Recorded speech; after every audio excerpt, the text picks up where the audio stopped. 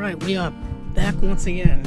Oh. Good. Oh, man. Yeah, today Cinema Discovery Project. Cinema Discovery Project is back once again.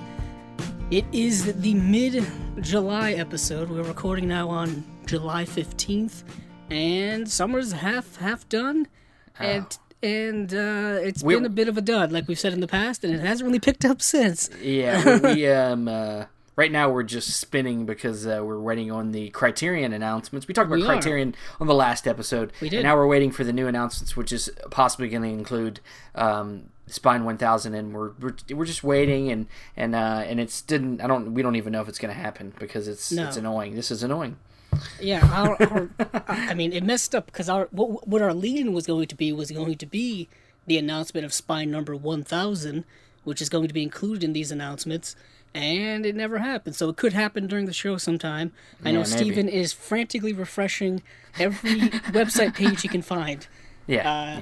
Twitter, Facebook, the website, the Criterion groups we're in. I know I'm just on I'm just on the Criterion page, refreshing that. Yeah. On their website? Yeah, on their website. Yeah, I think that's probably the first place it'll drop. That's what I would think. They have like not a delay, but like I guess they have a social media priority. It's like their website, then Twitter, then all the other outlets pick it up, and then eventually they get to Facebook. I noticed that last time where it took like an hour for them to actually officially post it on Facebook. Yeah, Facebook's always last. I guess so. It is Facebook after all. I guess there's less eyes there than there would be on Twitter and other places. Twitter's become the popular. And the big rumor is that it was possibly Spine number 1000 is going to be a Godzilla multi-movie box set because they have the rights to many Godzilla films, and it is an anniversary of the original Godzilla film. 65th anniversary. Thank you, Stephen, for doing that math, because I was just going to say 1954, and then what's 1954 to now? But thank you for doing that math for me. Yes, and that Toho's going to be at Comic-Con this weekend, so there's a possibility that maybe they're going to wait and announce it then, so who knows? Could be. They could wait until then to announce it. That would be kind of cool. Toho, who is the Japanese country that, makes their Japanese Godzilla films, people don't realize this, but I think there's only been now 3 American, quote-unquote American Godzilla films. That was Godzilla 99, the Roland Emmerich Garbage Fest. There was the Gareth Edwards one, and then there was the one that just came out this year, King of the Monsters. Godzilla King of Monsters. There's only been 3 of them. The rest have all been Japanese productions. Yeah. All of them. And this is the first time Toho's come to Comic-Con, so it's a big deal. It's got to be something big, whether they're announcing another movie or announcing I think they already announced that they're rebooting their Godzilla to start a universe. Are they? Because they do stuff like that all the time. They've rebooted Godzilla several times. Godzilla has had many different iterations. He's been a bad guy, he's been a good guy, he's been a mecha Godzilla, he's been a lizard, he's been some hybrid dinosaur thing. I mean, he's been so many different things over the years. But we'll save all that for when we eventually do a Godzilla episode. But that's a whole bunch of research to do, because it's like literally 65 years. I haven't seen many of them. So. I haven't seen a lot of them myself. I've seen like almost all the 60s stuff except for like one, because I'm trying to get them on Blu-ray, and then for some reason some recent Blu-rays went out of print. It's a whole big hassle. But today, talk about, I guess you could say, a legacy movie. Today we're having our, kind of monthly spotlight on Charlie Chaplin's film The Kid, which came out in 1921, and it is his first feature-length film. Yet again, air quotes that you can't feature length. Really see. Feature length in this is almost not even an hour. So nowadays it would mostly be considered to be a short film. But really, I don't know what people's threshold is for feature. Like what do you count as a feature? I think anything that's as close to an hour as possible is a feature. I mean, short films can be anywhere between like 5 minutes and 25 minutes, half an hour, I guess. I don't know. It really all depends on what you think. But this is technically his first feature. And before we get into I want to discuss a little bit about Charlie Chaplin's backstory because I think it really impacts this film mightily, because a lot of the things that are in this film are very much kind of homages and things that were part of Charlie Chaplin's life. For those of you who don't know, Charlie Chaplin is one of the most iconic filmmakers, actors, all around everyman. He composed the music, he wrote the stories, directed, this is all that basically, kind of stuff. If you watch it, you're like, oh man, it's like M. Night Shyamalan, who's like, I produced, I wrote, I made all the props, like M. Night Shyamalan's done everything. It's the same thing. Well, back then it was more for necessity than anything. Yeah, I get. Well, apparently he was a bit of a perfectionist and control freak. Yeah. So that could be part of the reason why. Sure. But back then it was more a necessity because film was new. I mean, very much so. He was kind of right there at the beginning of, of what we call cinema history. Really, working in the 19-teens. He was born in 1889. There isn't an official birth record of his birth. People just know that it was April. Charlie Chaplin's 100 years older than me. There's sometimes you see that where someone's age can be either something or something. I think Joan Crawford was one of those where they didn't know quite when she was born or something like that. But anywho, they knew it was April 16th, 1889, and he was born in England. He passed away in 1977 at the age of 88, I believe. And he died in Switzerland, where he spent a good portion of the later half of his life. Once he left, he kind of was exiled from Hollywood and the United States because of the Red Scare and all that communist witch hunt and all that kind of stuff. Yeah. He pretty much stayed overseas and only really came back, I think, once in the early 70s, 1971, to get an honorary Oscar and to be honored and kind of welcomed back into, Hollywood and, cinema history proper.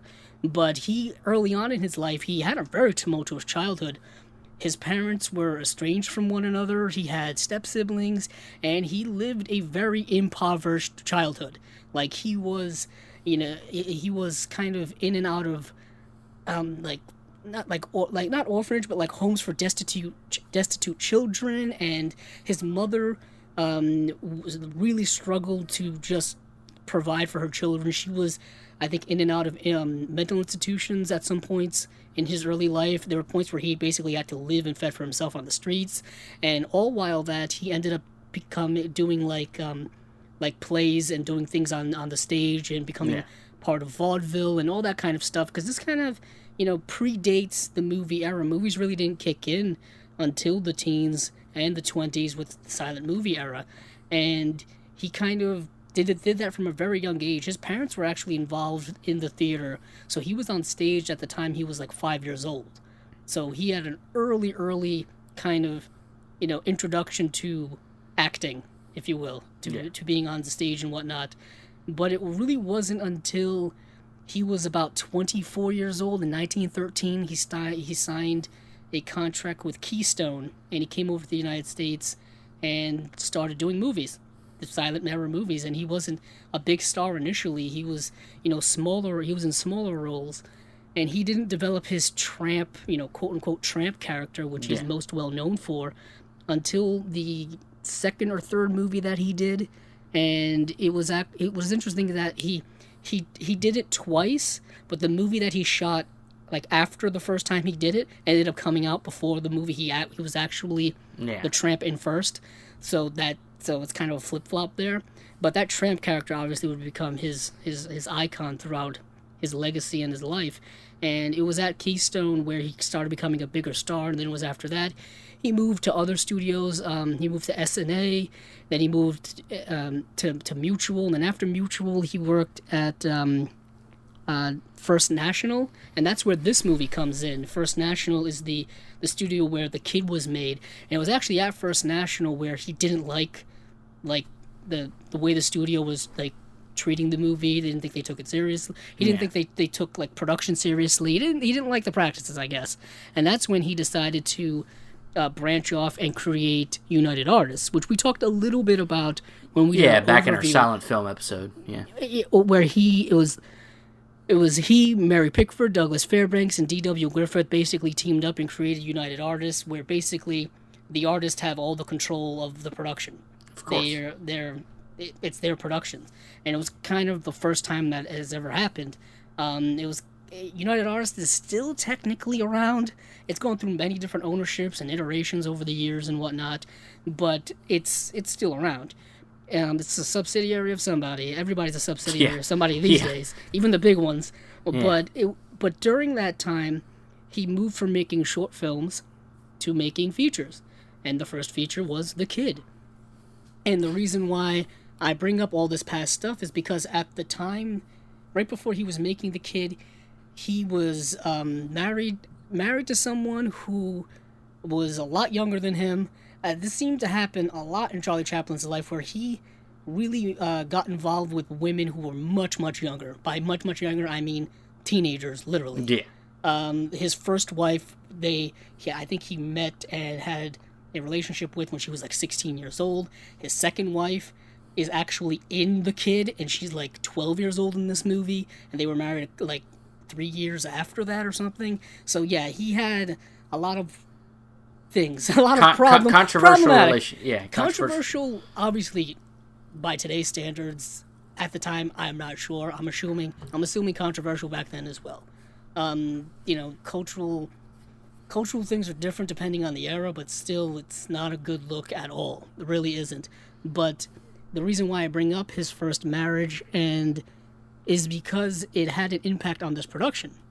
And the reason why it had an impact on this production is because initially he had to get married to this woman whose name I'm going to look up because I think it's worth knowing who she is, because Mildred Harris, that was her name. And they were married from 1918 to 1920, so they got divorced right around the time that this movie was being made. Also, initially, the reason why they got married is because she was pregnant, and at that time, obviously, pregnancy out of wedlock is a huge thing. It actually played a part in this movie right at the very beginning. But it turned out that she wasn't pregnant, but then she ended up being pregnant later on, so they stayed together. But anywho, unfortunately, his child died very soon after birth. I think, and if I'm reading this right, I think his child passed away like 10 days before the production of this movie. It's really, really unfortunate. It really gives you a different thought. It makes you look at the movie differently. Where his mind was when he was making this movie. Yes, and it was also the post-production was caught up in when he was going through divorce proceedings. Yeah. So apparently the woman Mildred Harris, who he was divorcing, wanted his assets and things like that, because by this point he was a very wealthy individual. Oh yeah, he was one of the biggest stars in the world. He was one of the biggest stars in the world, and the contracts that he had signed with SNA Mutual and First National were, by modern day standards, multi-million-dollar contracts. At the time they were $100 and something $1,000 per year, but back then that's a lot of money, and it's really just kind of like. And at the time, I don't know how the news broadcasts were and all that kind of stuff, but it's very interesting if you're going back and you're kind of seeing that throughout Hollywood there's all kind of relationship problems. You know what I mean? Well, marriages, divorces, and that seems to be universal. It's universal, yeah. I mean, everybody goes through things, and when you're a celebrity, a lot of people end up finding out about that stuff a lot easier. So yeah, I mean, honestly, I don't try to judge celebrities on this stuff too harshly, because everybody does. It happens to everybody, or a lot of people, regular people. So, but yeah. The child dying very soon. I'm trying to see where I read that it was before. 10 days before the production began. Yes, and so that had an impact on the way this film, I think, is emotionally, because it is about a parent and child, a father and son. So you have to. So that was definitely impactful on the overall emotion that you feel in this movie, and we'll get into that when we dissect the film, because it is a very short film. Apparently, the film also took 9 months to complete. which seems like a long production at the time. And apparently, he had, because of the divorce proceedings, he had to smuggle out the film in like coffee can containers in order to like finish like post, like putting the film together in post, without, I guess, lawyers getting at it. Apparently the original cut of this movie was 68 minutes long, and which is very interesting because the cut we have now is 82 minutes, 53 minutes long, yeah, so less. But what people, I don't think, realize is that he revisited the film in 1971, 1972, and I think re-edited it. So I think that's kind of the cut we have now, because there are actually deleted scenes. Yeah, I think he also redid the score in the 70s, too. He did that with a couple of his movies. I know that for the Gold Rush, there's 2 cuts of the movie that are on the Criterion Blu-ray. There's the original 1924 cut, and then I think there's a cut that he did later on, which makes the film feel more like a sound picture versus being a direct silent era picture. I find that his original cut is the better film. They're not like gigantically different, but there is a difference in the way each film is cut and the way each film emotionally feels based off of the score, and it's interesting cutting out certain things. And well, there's parts even in this movie where it's obviously it's a silent movie for most of it, but then they will use sound effects for certain instances, like when the kid throws the rock through the window, you hear the glass break. Right. And stuff like that. It's interesting how he decides when to use sound and when not to use sound. Very true. He also he also composed the music for this movie as well. Yes. Which apparently he did in a lot of his movies. So he was very much a jack of all trades. So I guess it's a good time as ever to get into the movie. Let's jump into the Cinema Discovery Project machine and go back to 1921. Going back to 1921. The roaring 20s. Hey, Charlie. Hey, how you doing? We're going to watch your movie. Okay, let's do this. So the movie starts off with a very interesting quote. And the reason why I say that is because it's kind of like the first movie that's both a comedy and a drama. So you could say it's he says the first dramedy. Yeah. It says something like, what is it? It's something about this has a movie with love, and you might shed a tear or something. Yeah, something like that. I wish I actually wrote down the exact quote, but here we go. A picture with a smile and perhaps a tear. Yeah. That's the quote. That's at the very beginning of this movie. And of course, the silent era, there's no talking. They use the intertitles, the title cards and stuff like that to portray dialogue and things like that. So the movie starts off with a wide shot of a hospital, right? Yeah, and it says charitable. Yeah, it's a charity hospital. Yeah. Yeah, and it says that, but the story starts with a mother of sin or something like that. Yeah, it says like not a child is her sin, but like anywho, but it says like something about the mother and sin. I guess when it comes to what you were talking about, having a child out of wedlock. That's basically Basically, it starts off with the woman leaving the hospital, and she has just had a child, and she is not married. Yeah. Child out of wedlock, which is a big faux pas back decades ago. People still frown upon it now, but I mean, it's way more commonplace now. Yeah, it's very common. It's kind of just the way life is. Things happen, traditions change, cultures change, things happen. But back then, obviously, it's a big to-do. So what you have here is the woman leaves and the gates close, and there's a holding shot of, like, I want to say the doctor and the nurse, like, looking just very judgmentally at the woman walking away. Very judgmentally. And so she's walking away, and she kind of doesn't know what to do. She really has no idea what to do. And she's kind of just walking around, and you do get a shot of, like, I guess the quote-unquote father, who's, like, waiting to see what happened. Well, I guess hasn't heard from her. I mean, he might not even know that she was pregnant. I would assume he didn't even know. Yeah, and if he did, he obviously didn't give a shit. Care. He wasn't there. Because he wasn't there, yeah. So, but there's like a picture of her on the fireplace, and it falls in the fire, and he kind of like pulls it out, and he's like, we'll just throw it back in the fire. Yeah, and pretty much. And the woman who's portrayed by Edna Purvivance is basically her character is called the Unknown Woman. They never give her a name, throughout the movie. I don't think it's kind of a trope through a lot of early storytelling where they're not given names but given just their role is the mother, as Charlie Chaplin is the tramp. Oh yeah, it's kind of like this is like literally 10 years after this in Frankenstein.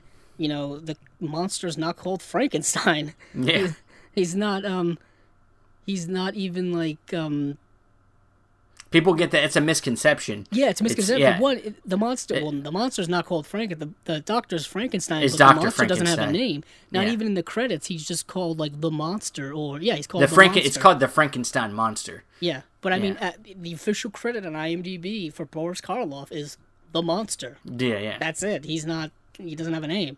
Yeah. People just kind of adopted that over time, but so what Steven said happens is like I think he's like working someplace and he's got the picture and falls in the fire. He picks it back up and it's like kind of half burnt. He's like, forget it, throws it away.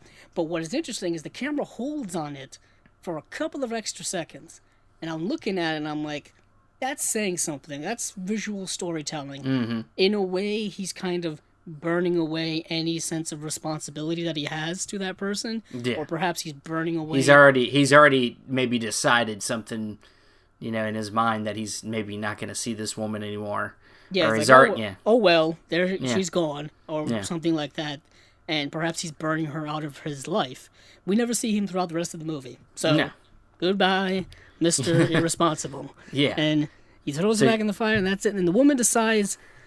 She's kind of walking around the park. She's walking around. She's basically going to abandon her child. Yeah, she's just looking for the right opportunity. Yeah, she's wavering. She's like, where do I put this child? Where do I put this child? Oh, look, rich people. I'll put it. Yeah, it's at least she's thinking about the kid a little bit. She puts a note on it that says, if you see this child is an orphan. If you come across it, love it, or something like that. Yeah, so she puts it in a car, in the backseat of a car. But she puts it in the backseat of a car in front of a rich person's house, thinking, okay, they're going to come out, they're going to see this baby, and they'll take it in and raise it for themselves. Apparently she didn't think that perhaps they'll just take it to an orphanage or something like that. Or the fact that might not even be the car of the rich people. Yeah, that could not be their car. I mean, it is the 1920s. Maybe only rich people have cars at that time. Yet again, it's a cultural thing that we really don't associate with now, because everyone seemingly has a car. Well, the thing is these two people, these two guys, I guess, steal the car? Yeah, but these two guys ended up, but unfortunately, these two robber dudes, who are pretty much pieces of crap, they steal the car and they drive it to, like, the bad part of town. The ghetto, yeah. I guess one would say the poor district of town, and they get out of the car and they're just, like, aren't they like celebrating? They're about to drink, and then suddenly they hear the cries and they get scared. And the guy pulls out a gun, and I'm like, apparently nobody's ever heard a baby cry before. What the fuck is that? What is this nonsense? Oh goodness! And he's got like a revolver. It's big gun. and then like he goes in and finds the baby, and he picks up the baby with one hand, and you can see the gun really close to the baby. I'm like, Jesus. Damn, is he going to shoot the baby? And instead of doing, I guess, the courageous thing, not even courageous, the right thing, which would be to drive it back and leave the baby maybe at the doorstep and still steal the car, he just leaves it in the trash. I mean, he just sits it on the ground next to some trash cans and just leaves. I know. It's like, damn. I mean, you do hear, shockingly, this movie came out in 1921, and you hear horrific stories in the news like this today of parents like leaving their children in dumpsters and leaving their children wherever and just doing just horrific things, and it's like, damn, that's kind of contemporary. It's always been a thing, apparently. Apparently people have always been crap. People have always been trash. But anywho, they leave the baby there and they go away. They go away. Yeah, they leave, and then we get our introduction to the tramp.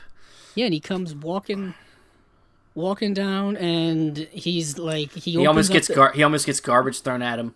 Yeah, he does. Yeah, when he's walking, someone's like dumping trash in the street, outside of their window, and he almost gets trash dumped on him. That's a heck of a metaphor. What's very interesting is this tramp character. I'm pretty sure has been talked about incessantly, but it's something that's straight out of Charlie Chaplin's life. The reason why I mentioned all of his early childhood stuff briefly is because he literally lived on the streets. He literally like was poor throughout his entire childhood, so he understands that look, like that demeanor, where that comes from. But he kind of flips it on its head, because his tramp character, although who is eternally impoverished and just a ragtag wearing person, is always like optimistic. He's always nice. He's always loving. He's always caring. It's very, very interesting how he just flips that on its head. Like, that's not what you would expect from somebody living in such, squalor, if you will. Yeah. But he comes along and he is about to smoke a cigarette, and he finds the baby in the dumpster. And he doesn't know what to do with it initially. Yeah, he's walking around looking for a reason why the baby's there, and then he sees this lady that has a baby carriage with a baby in it. He's like, oh, wonder if she misplaced her baby. So he goes up and tries to put the baby in her carriage, and then she's like, that's not my baby. Yeah, she already has one. Yeah. She already has it, so he hands it back, and then he tries to do it again. And at first he picks up the other baby, and he's like, yeah, the other baby. Yeah, there's just so much physical comedy in the movie, where it's just like incessant physical comedy, where he just like Steven said, like he picks up the other baby, he's like, oh no, not that one, the other one, okay, yeah. And it's so he's forced to take the baby back, and then he's over there and he's standing back where he was before, and he's trying to figure out, and so he starts to think, maybe I'll put the baby back down and pretend I didn't come across. And then a cop shows up. Yes, because he tries to put the baby back, and it's like, damn, come on. And then the cop shows up, and the cop doesn't kind of just. Yeah, he kind of he's just kind of. But no, I mean, he's looking at him like he sees him put the baby down, and then when Charlie realizes he's there, he realizes he should just pick the baby back up, because he's gonna get in trouble. Yeah, doesn't he try? Yeah, and this is when he tries to put the baby back in the carriage again and walk away, and the woman sees him, right? Yeah, well, no, I mean he takes the baby, and then he starts to go away, and then he runs it, and then he's like gives it to an old man. Oh yes, yeah, and he gives it to an old man, and like says he needs to tie a shoe, and he gives it to the old man, and then he runs away, and then the old man goes looking for him, and then that old man puts it into the carriage. And then Chaplin thinks he's gotten away, and then the lady sees him again. He's like, you put this baby back in my carriage again. And that's when the cop shows up once again. But lo and behold, after all these little shenanigans that happen, he finds the note that's pinned on the baby that says, if you find this baby, love it and and raise it and whatnot. So he decides to take the baby in as his own, and he goes back to where he lives.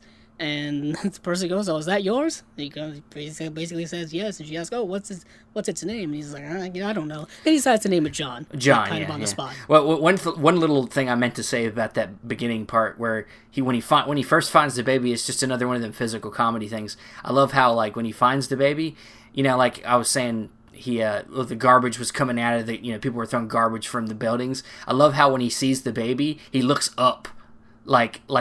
Did the baby get thrown out of a building or something? Like somebody throw it from the sky? Or did a stalk drop it? He just looks at the baby and he looks up. He's like, what? Where did this come from? And what happens is there's a cut back to the unknown woman who goes back and sits on a park bench.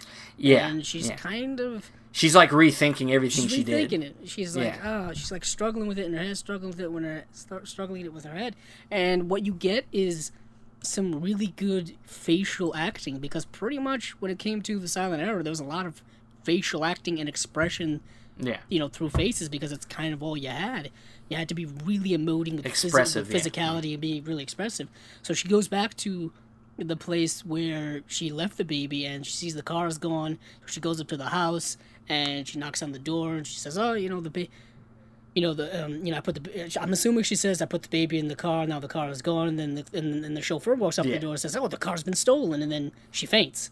Yeah. And then that's when we get another scene of Charlie Chaplin taking care of the baby. He creates he creates a little hammock looking thing. Hammock thing, and it's like drinking out of like a tea kettle and and whatnot. It's enough, and he's got like this really busted, broken chair that he's, I guess, trying to fix or whatever.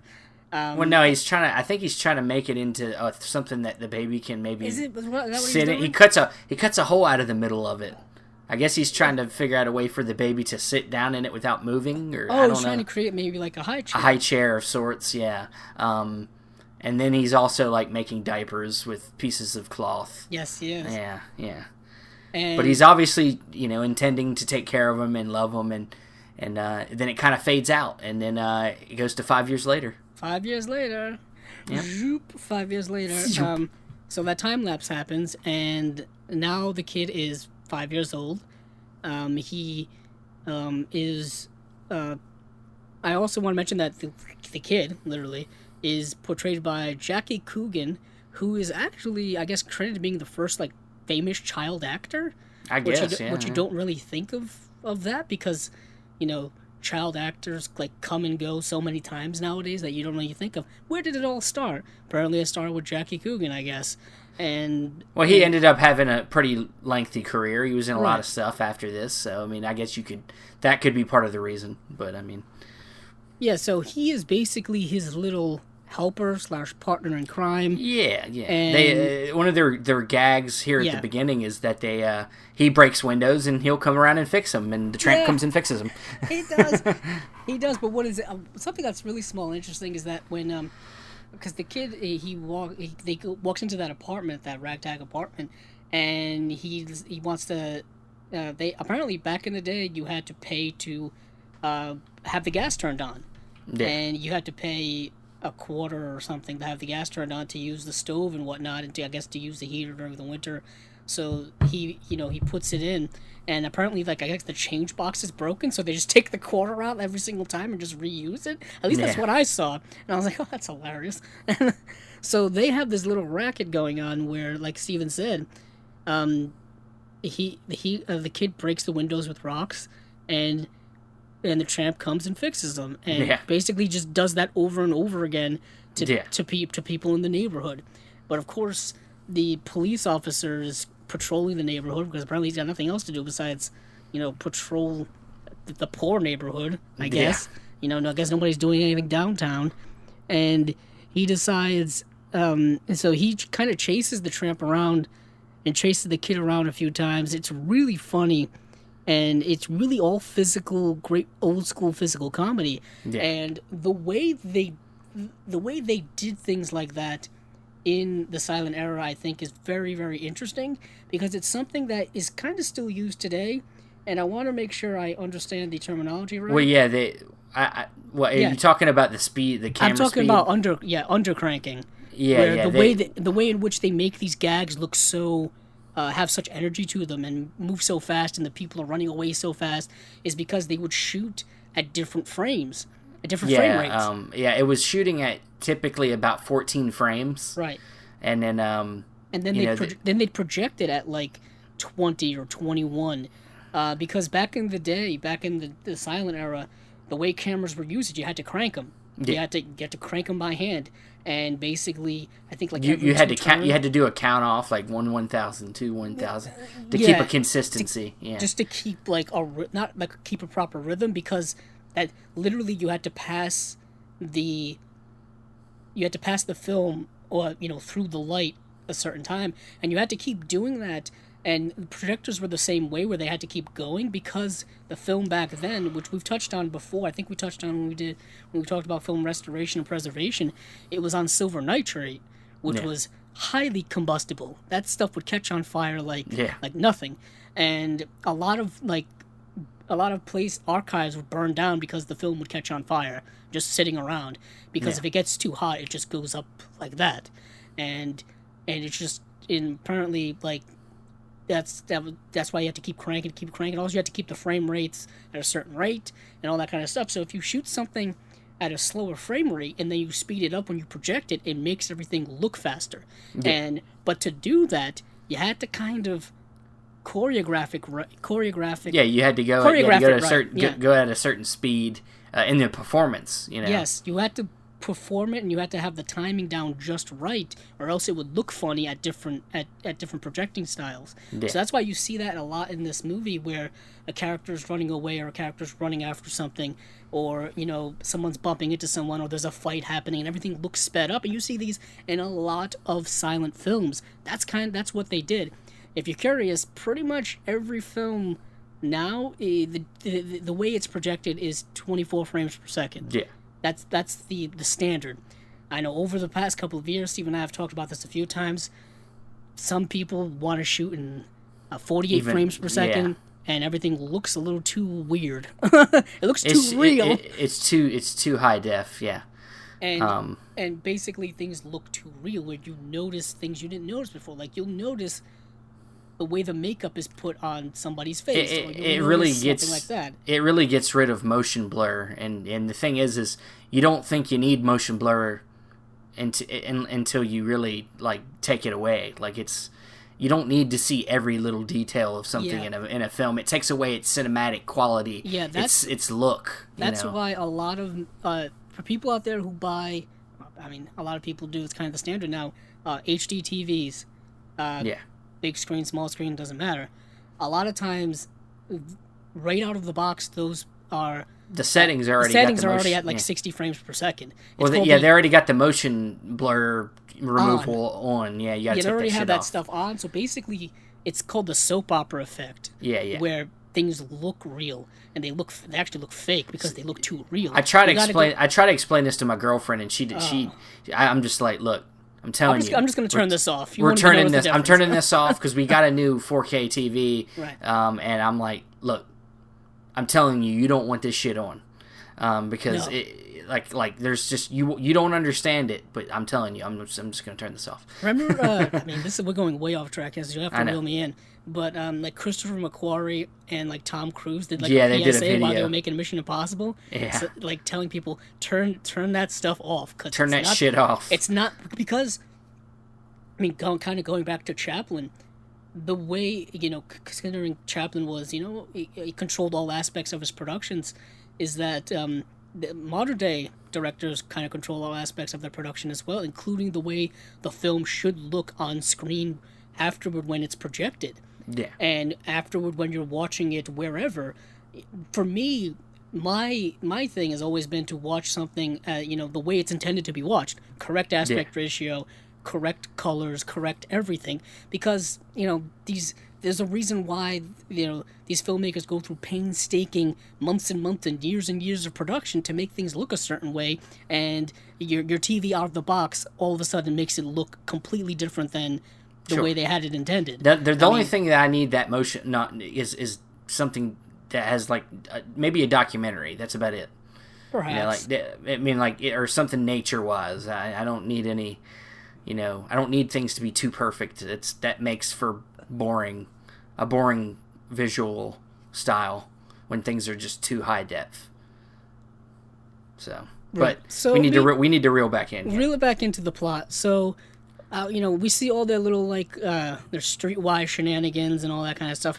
Father-son bonding stuff that just happens to be crimes as well. But anyhow, we cut over to the woman who, of course, she's had a life in 5 years. And she's now like a big time... She's a celebrity, yeah. Yeah, she's like a big time celebrity. But one of the things she likes to do is that she likes to do charity work, coincidentally, in the same area in which her child is that she's not aware of yet. And there's a scene where it's that whole like crossing paths where she's like helping some kids, and then her actual kid that she doesn't know is her kid's like sitting right there, and they meet each other, and it's like, damn, they're right there. They're right there. And to be honest, that's a modern day trope you've seen in a lot of this movie. I mean, we'll get TV into shows. it. Well, I mean, I guess I can just get into it now a little bit. Yeah, why not? This movie's kind of been remade a few times. I bet it is. I mean, some people would say the Adam Sandler movie Big Daddy is kind of a remake of this in ways, Yeah. I mean, it is somebody who becomes a reluctant father. And then ends up loving him by the end. And ends up loving that child as its own. I mean, how many times have we seen that trope? It's been used so many times. Yeah. I mean, and it's not. Sometimes it's even, a biological child that you may be estranged from comes back into your life, and you have to raise it or whatnot. We've seen that happen many times. And apparently they're going to be remaking it again in an animated way, a sci-fi animated movie called The Kid. It's based shockingly on original title. Shockingly original. Yeah. But basically, she does. But going back to the plot, she does this to kind of fill that void of regret in her life. She does it, to remind herself of her greatest sin, giving up her child, abandoning her child. And she goes down there. She just hands out toys and whatnot. And she's holding. And the one old woman comes over and like hands her the baby. And she holds it. And she kind of reminisces about her own child. And it's really, you get a sense of recognition and see what kind of the emotional impact that moment still has on her. Yeah. And it's very interesting how they play on the trope of, like we said, we as audience members know something that the person on the screen doesn't know. Alfred Hitchcock used to do this all the time with his murder movies, where we would literally see the murders happen and we know who did it, but the people investigating the murder don't know who did it at all. So that happens, and I want to say the next thing that happens is the kid. A bully shows up. Yes, bully shows up, takes the toy kid. Or the ball or whatever the kid has, and there's a big fight that happens. Yes, it's a big fight, and this is great. Apparently, everybody starts crowding around. All the people cheering. That live in the area apparently come in. I mean, guess there's nothing else to do down there other than cheer on these kids beating the heck out of each other, and one's beating up one, one's beating up the other, and then the tramp comes out and he sees that his kid's in a fight, and he goes down there and he tries to break it up. And then he starts rooting. Then he starts rooting for his kid to win. His kid starts to kick ass, and and he starts rooting for him. Yeah. And then the other kid's brother shows up, who looks like he's wearing hockey pads, basically. Cause he looks like he's like 30 years older than his brother. Yeah, at least. And he's wearing a pillow underneath his shirt. That's what it looked. Yeah, I was like, he's wearing hockey pads, and he's got a bowler hat on. Apparently, back in the 20s, apparently wearing a bowler hat and having big, broad shoulders. He looked like the meth. Chest. He looked like Rocky on meth. Thing is, back in the day, like that's how they showed tough guys. Yeah. Where these brooding, big, wide, square-shouldered guys with these gruff-looking faces and these bowler hats on, and they're always wearing like striped shirts or something. I don't know. They're wearing like mock turtlenecks. He's wearing Freddy Krueger's outfit. Basically. But he comes in, the brother comes in, and he says, okay, they're going to fight again, and if your son wins, I'm going to beat you up. Yeah, basically. So they're fighting again, and the tramp's getting nervous, and basically, I think the kid knocks down... No, he steps in, and he steps on the kid while he's on the ground. He stops his son from beating up the other kid, Yeah, he stops his kid from beating the other kid by standing on him, and he just holds the hand of the other kid. Oh, yeah, he won. Right, he pretends that he won. And but of course the brother's gonna kick his ass no matter what, so he starts to get ready to kick his ass, and everybody kind of shrinks away. Everybody kind of goes away. And then and he starts roughing him up. Well, the girl comes in. Yes, during the fight, the unknown woman comes back and basically tries to stop, saying like you wouldn't hit this guy, he wouldn't hit them, And anywho, the tramp picks up a brick and keeps hitting the guy in the head over and over again in a hilarious comedic situation. It's great, yeah. And if I'm this other guy, I'm just like, dude, just go down already. Go down. He keeps hitting him over there because he keeps trying to swing it. He keeps trying to hit him in the face, and he keeps missing. He keeps missing. He keeps just bashing him on the head with a brick, and I'm like, damn, this guy takes like 20 brick shots to the head, and he must be concussed beyond all reason. He eventually. I guess the guy eventually goes away, essentially. But what is interesting is that there's a cut in that scene between like when the woman shows up and when the brick hitting happens, where like I felt like they were just like missing stuff from there. I don't know why I thought it was, because like she goes away and like the crowd returns in the background and they weren't there before. It's kind of a mismatching shot. I don't know if there's just stuff that was lost or cut out, but I just kind of noticed that there's an abrupt cut. If you see this movie, or if you've seen it already and you notice that, just pay attention to it. But anywho, what ends up happening is the kid just randomly gets sick, and the woman comes carrying him over, and she says like, oh, he's not feeling well, he gets sick, and she goes to get a doctor. He brings him upstairs, and the doctor comes in and thinks he's examining Charlie Chaplin. He puts a thermometer in his mouth, and it's like, no, it's the kid over there, and he goes and he examines the kid, and I guess the kid's pretty sick, but he starts asking the tramp, are you this child's father? And he's like, oh yeah, practically. And the doctor goes, practically? What do you mean? He's like, and then Charlie Chaplin, he has like this pile of papers and there's just dust all over, and he blows it, and the dust goes all over the doctor's face, and the doctor just sneezes and whatnot. But anyway, he hands him the original note that says, if you see this orphan, love it and take and raise it.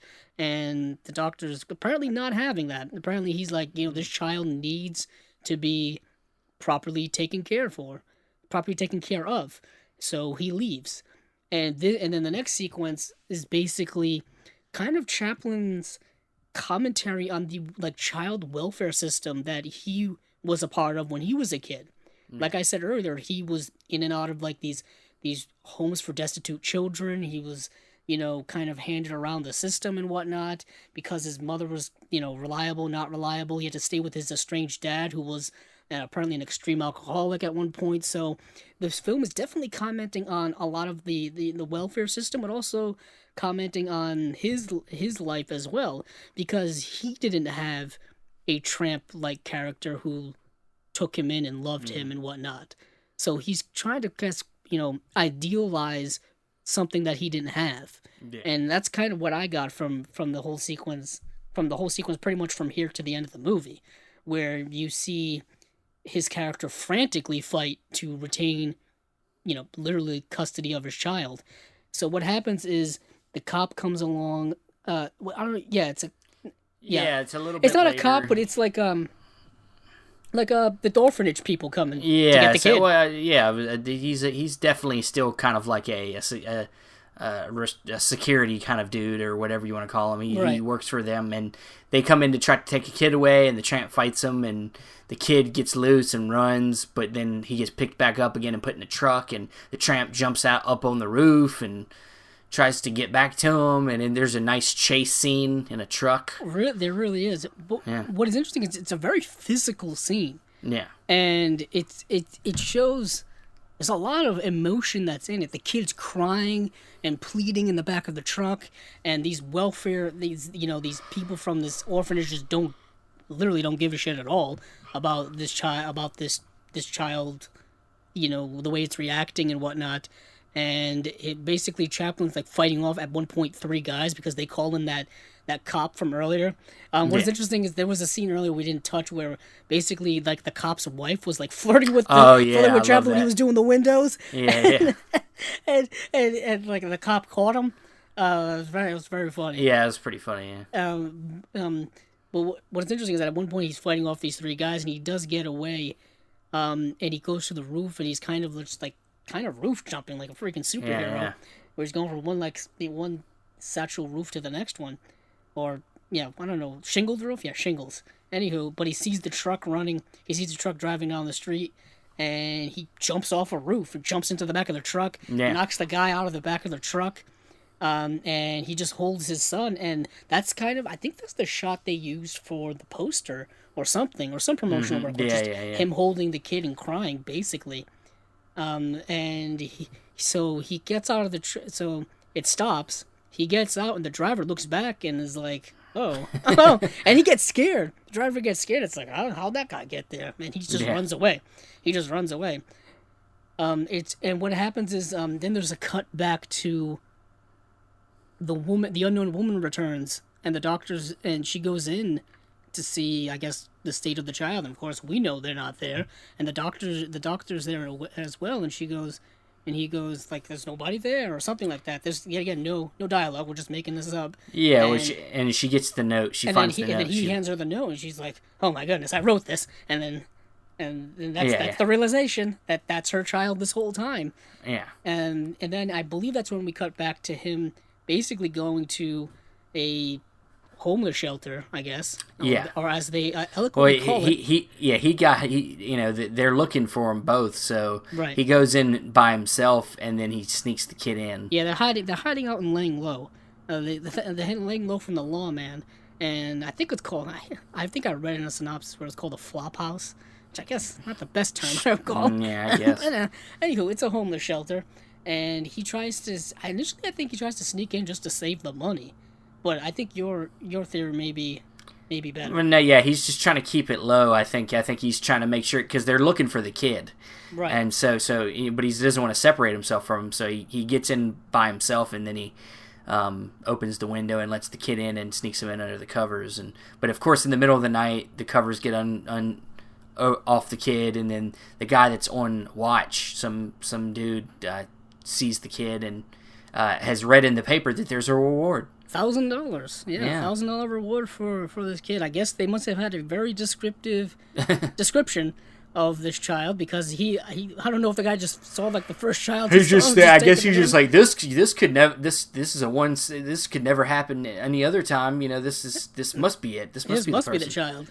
So anyway, he ends up stealing the kid, and brings him to the police station. The kid is just all over him. He's going crazy. He's pulling the beard. He's hitting the guy. He's going crazy. And then Chaplin wakes up and notices the kid isn't there, and he's frantically looking for him again. Yeah. Yet again, that emotion is really, really there. Like, you really feel like that this is a father who's lost his child and is frantically looking for him. And I think that emotion is very not only contemporary, but I think it's universal to the point where it's effective back in 1921 and it's effective now. Oh yeah, like, it works. Like, this movie still works today, even though it's 2019 and not 1921. Yeah. And basically, he's searching the streets. He's running around the streets looking for him, and he can't find him. And we get I think that's when we transition to. It says like dawn or something like that. Basically, the next morning. Yeah.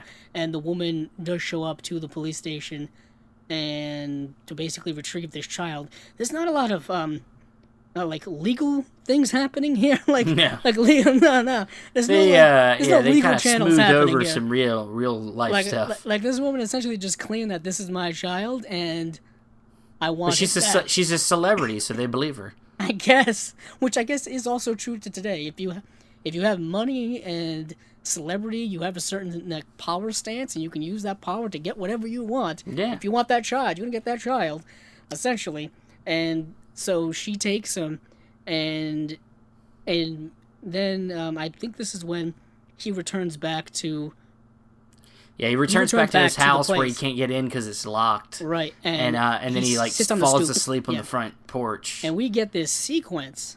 Yeah, this dreamland. Sequence, which is very interesting. Now, I want to talk about this because he falls asleep, and he's in this dream, and everybody's got like wings, and everybody's angels, and they're frolicking around. Everybody's happy. Everything is utopian. It's all great, but it's all happening in that kind of courtyard of where all these people live. And basically, what happens is like you see these gates that are like these kind of, I guess, quote unquote pearly gates. Yeah. And what happens is these three demons sneak in and start messing around, and they start like just putting like thoughts into people's heads and making all kind of ruckus. And what we see is that the kid is there. He has angel wings as well. Charlie Chaplin gets fitted for angel wings. He's flying around and whatnot. We also see that big brother goon type guy from earlier on. He's there. He's got wings too. But he also has like a girlfriend, and coincidentally, that girl that he has would end up being Charlie Chaplin's second wife. And at the time, she was like 12 years old when they made this movie. Yet again, bringing that kind of weird creepy factor in back in. So that's kind of, I think that's when like they initially first worked together. Anywho, but she's in there, and this demon kind of comes up to her and has her basically tempt the tramp character, and just starts like flirting with him and kind of seducing him and whatnot to kind of just create ruckus. And then of course the boyfriend finds out, but he's kind of fine with it because I guess they have this utopian, like, everybody loves everybody. It's kind of like a crazy hippie commune. Like 40 years before there were like hippies around. But anywho, but then another one whispers in his ear, and like jealousy or whatever, and like he becomes insanely jealous, and he starts like he starts fighting him, but then the Chaplin character starts flying to get away, and then I think he crash lands, and his wings are all broken on his stoop or whatever, and the guy walks over to him and picks him up and starts like shaking him, and then what we get though is in the sequence to start the sequence is there's just a wide shot of the courtyard, and then everybody kind of just like phases in.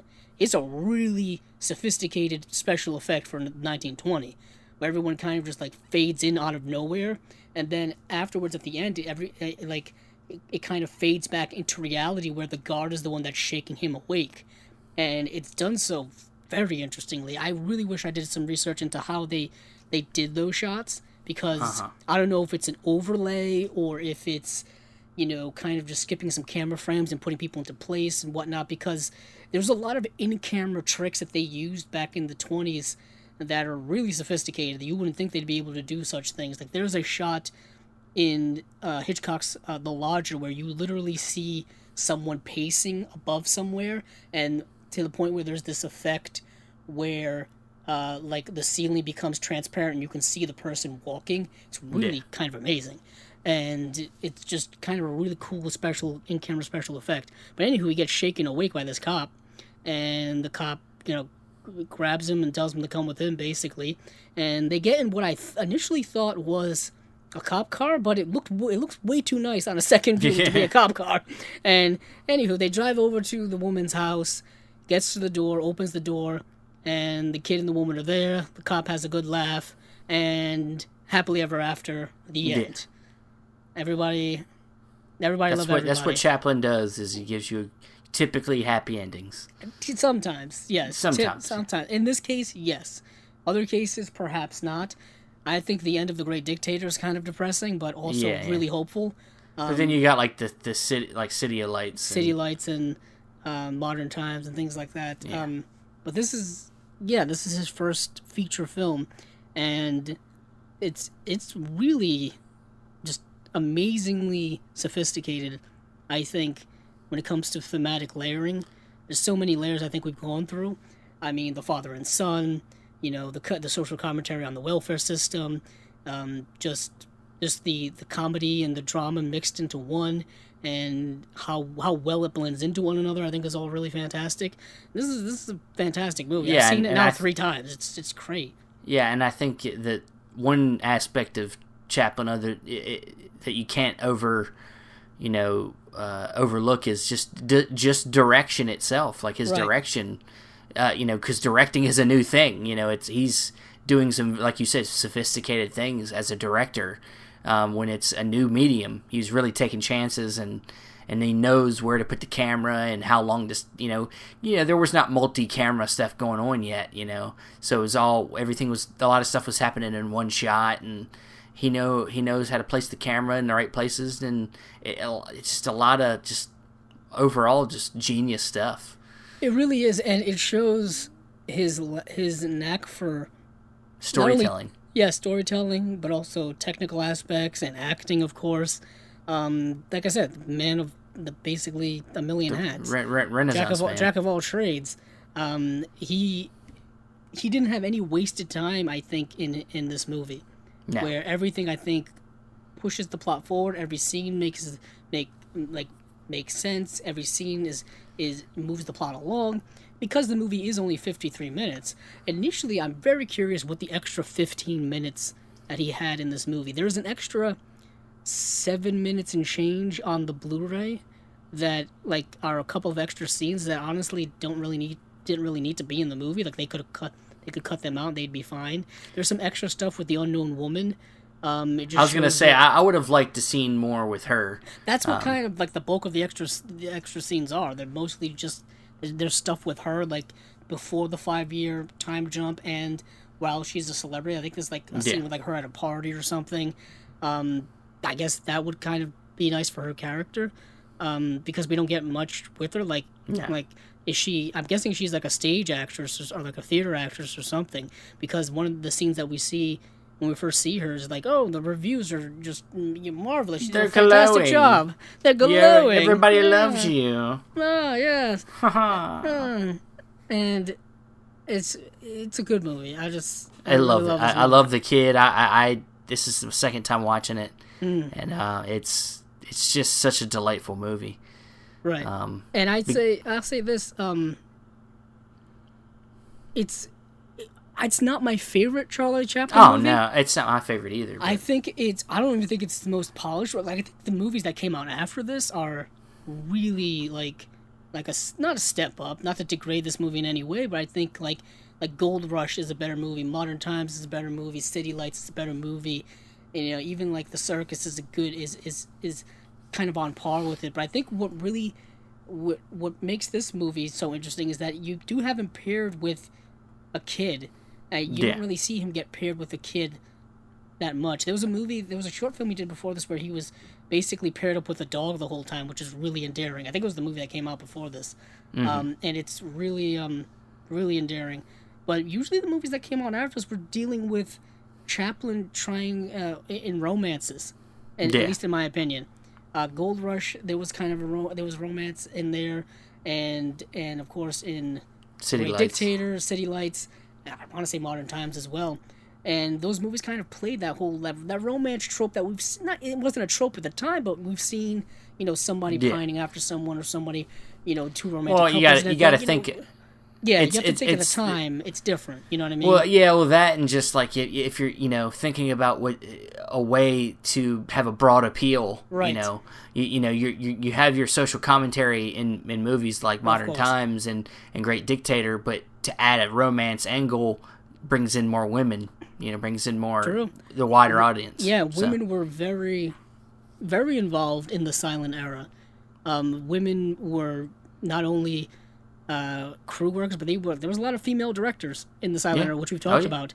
It was very interesting. I bring this up again, but it was the quote unquote golden age where the Hollywood studio system really took over is when women became kind of relegated to lesser roles when it came to filmmaking, or women were kind of pushed out of director seats and producer seats and all that kind of stuff, and they were kind of relegated to editors, which are great.